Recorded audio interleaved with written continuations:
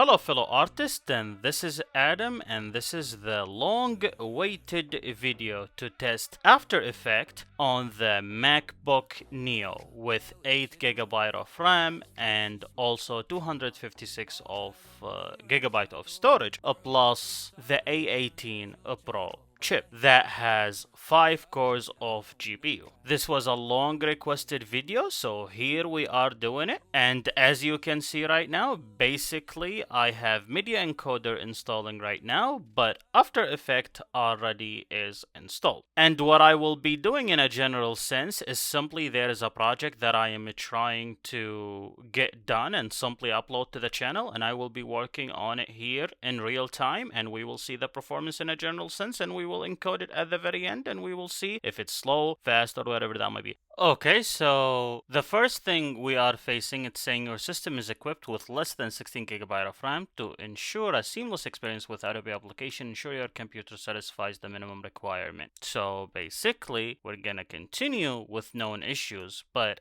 it needs at least 16 GB of RAM. So here is the project open, and I am simply gonna go ahead and do 100%. You know what? Not even 100%. Let's do fit. So basically that. Now let's go ahead and play it. The font that I usually use is not here on this machine, so basically there is that. However, for today, I want to do two things. I want to do something for a game called Control. I type Control right here, and I'm gonna put that. And then after that, I want to change the placeholder. So I'm gonna go to the placeholder and then open my folder. So I have these things right here. So I have that, and I have this as well, and then this, which probably the one that I like the most, and then there is this. This one I do not like on the side how it's a little bit pixelated. This one I liked how on the edges it's sharp and smooth. This one I like it, but my issue with it is at the bottom it's cut off, and then here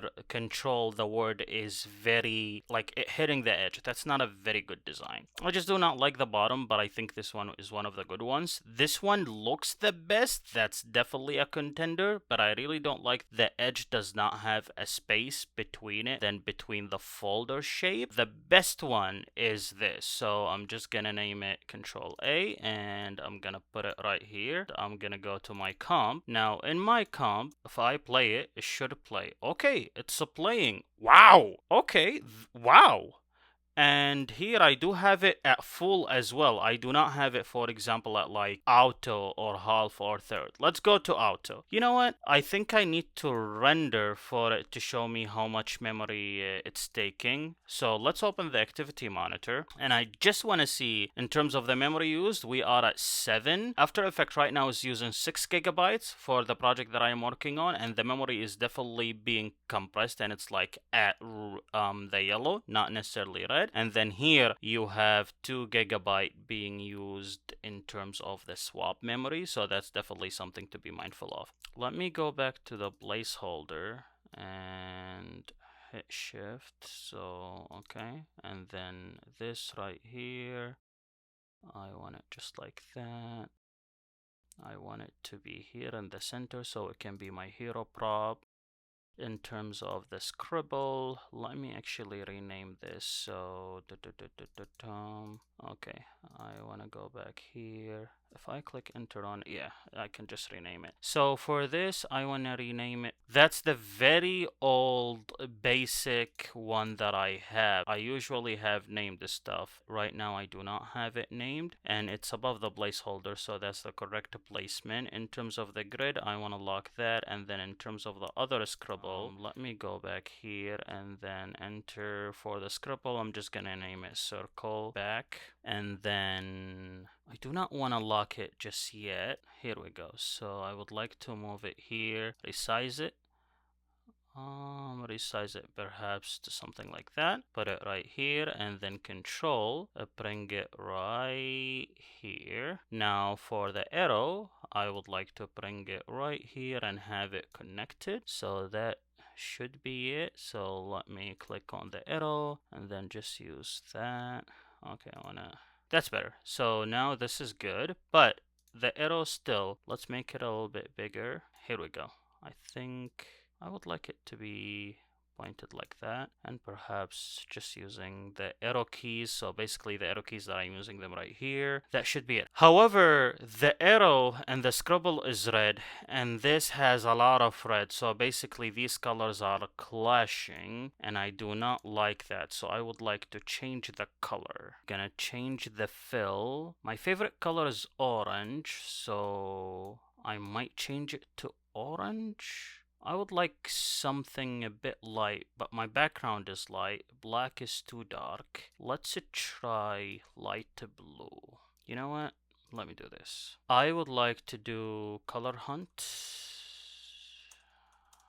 And then, okay, that's nice. So there is this yellow right here, and then I like this red right here. I think this one would be good. Okay, so let's go ahead. Okay, this is good. All what I need is to go to the scribble, which is basically the circle right here. I want it red as well, and then effect, fill, color, and control V, and that's gonna give me the color that I want. Okay, that's good. So now I can close these. I do not have to worry about them. Here we go. Maybe something like that. Probably right here.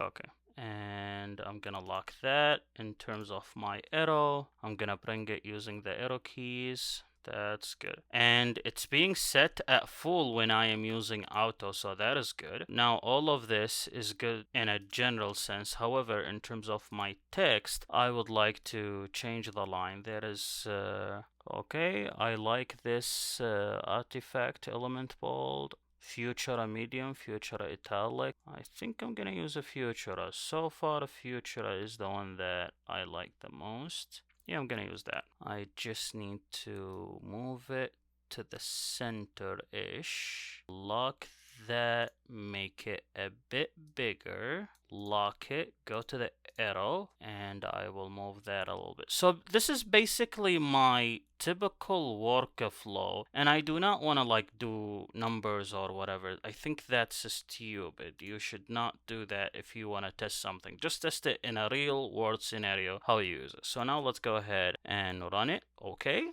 It's a bit choppy because it has not been rendered just yet. Let me see the activity monitor. So definitely there is a lot of pressure, and we are using 3 gigabytes of swap memory, and then 6 gigabyte After Effects is what it's taking. That's why I did not record the screen for this one, because I think recording the screen will be a disaster. But in a general sense, it's working as it should. I am waiting for it to render completely to the very end, and then it will just replay again. And when it replays again, I want to see how that goes. Okay, so should be done. Okay, so now it's it's playing as it should. Let's fit it up. Okay, so that's good. It's rendering, and then I want it to be 6 seconds. So just gonna go here, 6 seconds, and then here roughly. Yep, there you go. So now it's playing.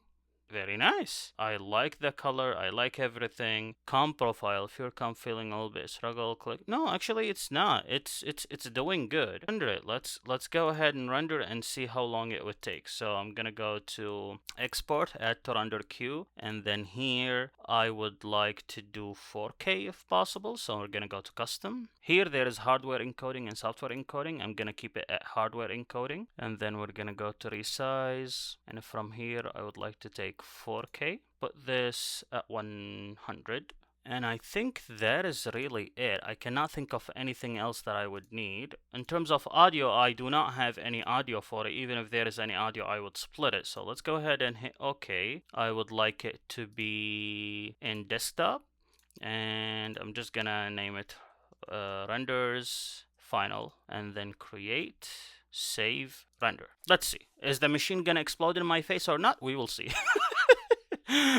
Have you ever tried to get some good lighting while you are working on a project, whether that's a 3D model or wherever that might be? Well, Later came to save us all, because I know that's an issue that I am having. So Later specializes in making lights, and then this is one of the most recent lights that they have. And aside from it looking amazing, actually have multiple good use cases inside the house and outside the house as well. For inside the house, you can simply use it to actually light your room in case you were working on art. Let's say you are working at art at night. This will be a good warm light that you can use and then get that side of effect. Also, you can go with something more white, let's say in the morning if you are studying or whatever that might be, or you are working on a 3D project. And especially with the MacBook Neo, it doesn't have a backlit keyboard, so you can actually use this. So let me show you a quick example. So this is the MacBook Neo right here, and it doesn't have a backlit keyboard, so when you have this, you can actually see the keyboard clearly. That's in case you were in the morning. And then if you are at night, you can simply change to that color. You will still see the keyboard. However, the light would not be affecting your eyes as much. Now you might say, well, Adam, if that is the case, I need to hang that somewhere so I can actually use it. Well, lucky you, actually it has a hanger right here, as you can see, and you can actually hang it just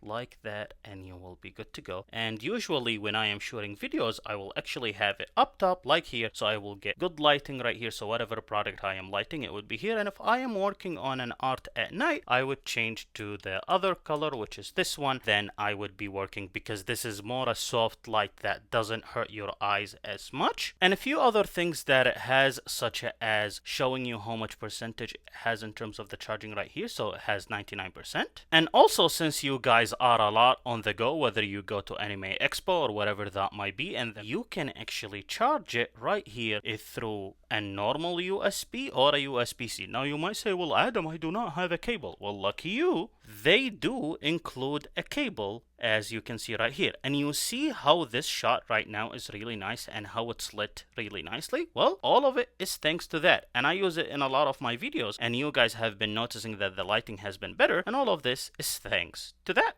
To put the cherry on top, you get these adhesives, which you can connect them to the light, and then you can actually stick it to the wall, and you get 4 of them right here, as you can see. I think this is a great light, and I do recommend it for you guys. And if you want to purchase it, I will leave a link for you in the description to check it out. And thanks for Lauder for sponsoring this video. Let's take a look at the activity monitor while actually this is happening. So I'm just gonna raise it a little bit. In terms of After Effects, which is highlighted here at the top, it's taking 6 GB. It's saying here 25% RAM used of 8 GB. So basically that's how much it's using right now. So far it took 30 seconds. We will see how long it would take for it to render completely. And then here we have 2 GB swap memory, physical memory is 8, memory used is 7.22, and here it's almost taking 6 GB. Honestly, for my case, for my usage, if that's how it's gonna operate, and usually I will do these little snippets in terms of infographics and then put them into Final Cut Pro for them to be in the final videos, I think this will be very doable. So it's done, and it took 1 minute and 2 seconds. This is the first one, and this is done, and I believe I need to do another one for another game called Fatal Frame. So what I'm gonna go do right now is just open a new tab, then let's say Fatal Frame logo icon, deviant art. But I want an icon similar to... Okay, that's good. So this is good. Let's open that, and then let's open that. Okay, I like this one. Yeah. This one is probably my favorite. That's some cool art for Fatal Frame. What is such an interesting game? Ooh, that's creepy. With that being said, what is this? Is that like an art or from a game? Yeah, I'm like, yeah, I see Trials of Mana. Yeah, this character is from Trials of Mana. That's why. Okay, so I'm gonna use that. So I'm gonna save it. The name of it is correct. So I'm gonna go back here, go to the placeholder. I'm going to hide that, and then bring the other one. So basically just to drop it right here. I would like to rename it, and I'm gonna name it Fatal Frame. That's going to be my B. I will resize it, of course, and hit shift so it can be good on all aspects. And then, okay, I think that's good. I am going to lock the placeholder because I do not need to change it. I like that where the position of it is. So for the text, I'm gonna type Fatal Frame, and then I'm going to lock that as well. And then for the arrow, I think the arrow for now is good. However, the circle is what I would like to edit. Now let's click V, and then resize and move it a little bit. I want it to be here at the center. That means fatal frame needs to come here into the center and lock both. And then for the arrow, that's nice. I like this. I like this more. It's very close to her face, and I think her face is really good to showcase. So let's zoom in.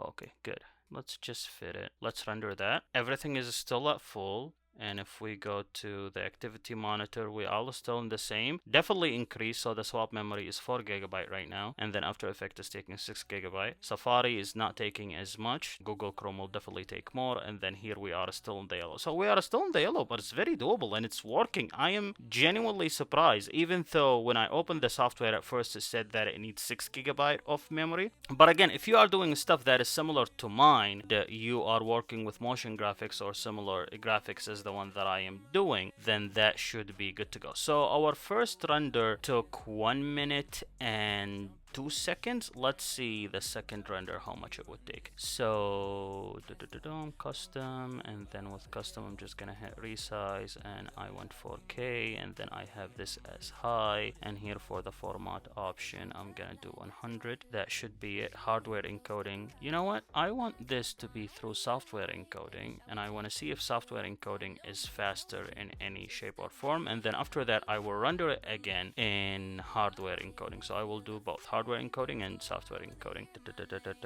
Fatal frame, and then that is the software render. So software render and save. So this took 38 seconds. I'm gonna do the same thing, however this time using the hardware. So I'm gonna go and then add to render queue, and then in custom I will go ahead and resize to 4K, and then in terms of the format I'm gonna do hardware rendering this time instead of software, and then I'm gonna do 100 just like how I did earlier. In terms of the position, I'm just gonna name it right here. So basically I have fatal framed software, this one is going to be hardware. So hardware, and then I'm gonna hit save. Oh wow, no, hardware is faster. The first one took 38 seconds. How long this one is gonna take? So it took 23 seconds. Okay, here we go. And I hope you found this useful. And if you did, hit the like button and subscribe please. Bye bye.